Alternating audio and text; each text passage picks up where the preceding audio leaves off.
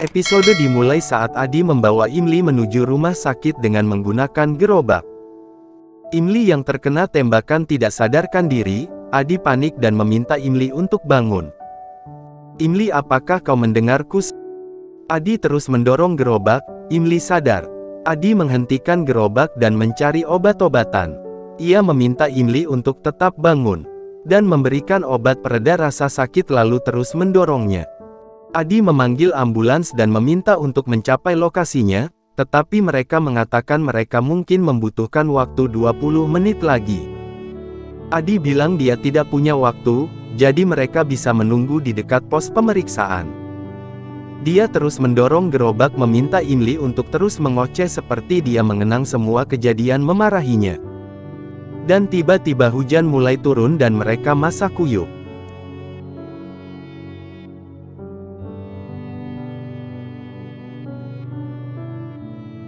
Sesaat kemudian ban gerobak pecah. Adi menggendong Imli dan berlari memintanya untuk bangun bertarung dengannya. Imli membuka mata dan mengatakan dia bisa memarahinya untuk terakhir kalinya. Kilas balik ditampilkan saat-saat dia memarahi Imli. Adi merasa bersalah.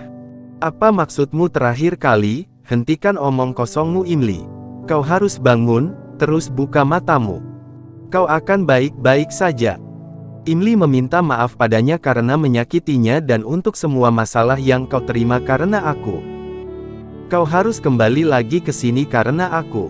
Tapi semua usaha Anda akan sia-sia. Adi mengatakan, "Hentikan omong kosongmu, Imli, kau akan baik-baik saja. Ayo menari di tengah hujan, bukankah kau suka bermain air hujan?" Dia menjadi emosional dan keduanya saling mengejek. Mereka berdua tertawa. Imli terlihat bahagia meskipun sedang merasa sakit.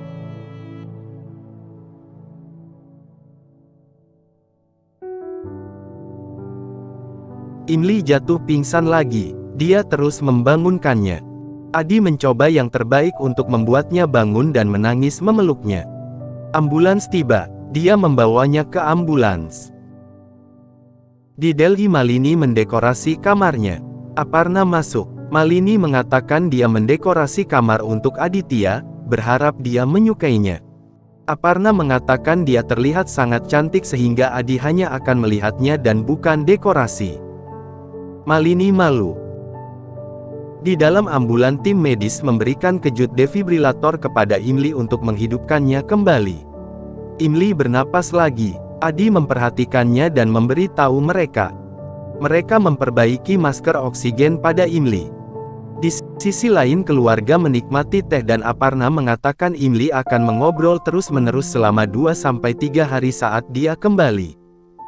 Adi melalui telepon perawat memanggil Malini. Malini bertanya apakah dia baik-baik saja dan menyalakan speaker.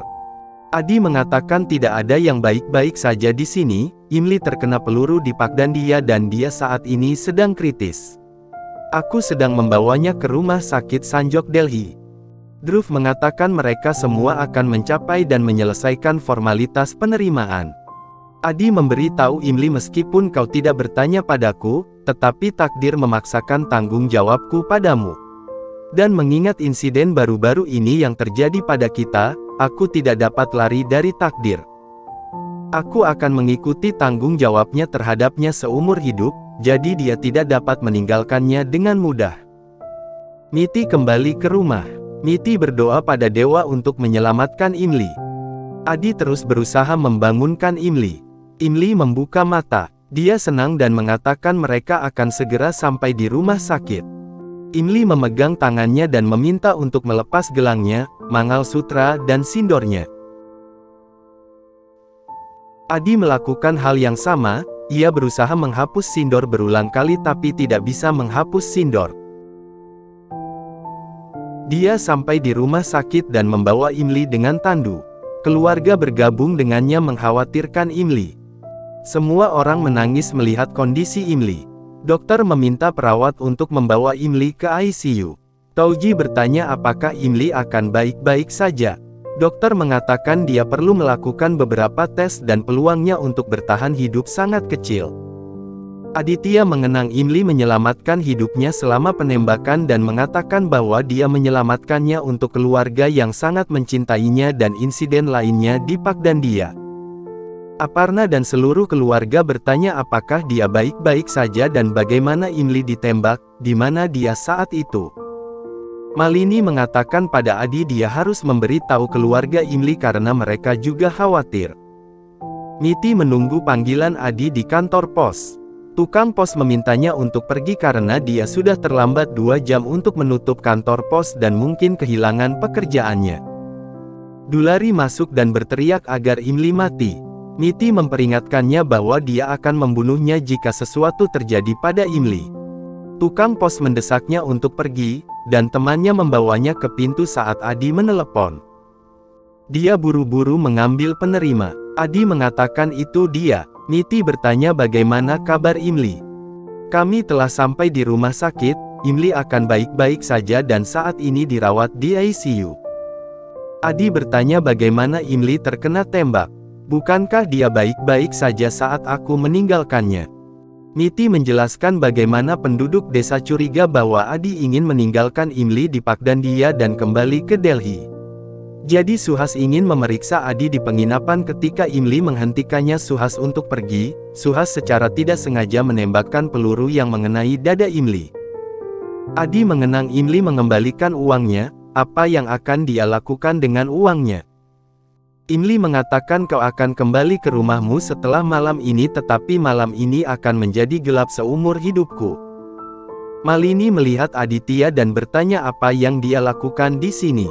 Malini membawa Adi ke samping dan menanyakan apa yang terjadi pada Imli di Pakdandia. Adi mengatakan dia ingin meninggalkan Imli di Pakdandia dan tidak ingin membawanya kembali ke Delhi. Aku bahkan sudah pergi ke Delhi sendirian. Dan ketika aku mendengar dari orang tentang kondisi Imli, aku tidak mempercayai mereka dan tidak bisa menyelamatkannya tepat waktu. Malini bertanya mengapa dia ingin meninggalkan Imli di Pakdandia. Dia memiliki banyak kesempatan di Delhi. Adi bilang dia ingin menyingkirkan Imli. Malini menghiburnya dan mengatakan tidak akan terjadi apa-apa pada Imli. Dev sibuk melukis ketika Anu mengejek bahwa dia menikahkan putri mereka dengan seorang jurnalis bahkan setelah